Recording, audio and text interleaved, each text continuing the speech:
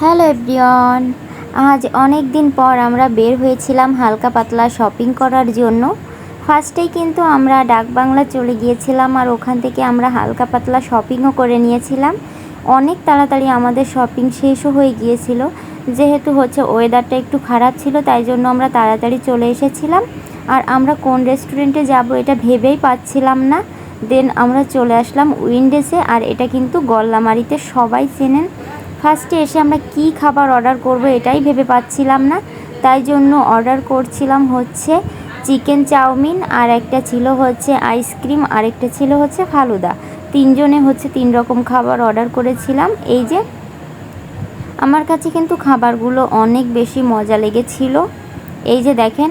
আর চাউমিনটাতে কিন্তু প্রচুর পরিমাণে আর কি চিকেন ছিল, চিকেনের পরিমাণটা অনেক বেশিই ছিল, আর ফালুদাও পরিমাণ মতো ছিল, আর আইসক্রিমটা তো অনেক ভালো ছিল। আপনারা কিন্তু সবগুলোই দেখেছেন, আর আমি কিন্তু খাবারগুলো টেস্ট করেছিলাম, আমার কাছে অনেক বেশি ভালো লেগেছে খাবারগুলো।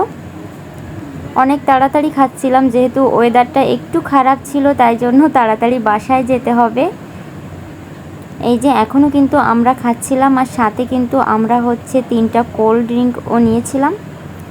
এই যে বোন খাচ্ছিল এখন বসে বসে, আর আমি একটু ভিডিও করে নিচ্ছিলাম। আমার কিন্তু সবথেকে ফেভারিট খাবার ঠান্ডা। আমি জানি না, আমার গলায় অনেক প্রবলেম হয় ঠান্ডা খাওয়ার পর।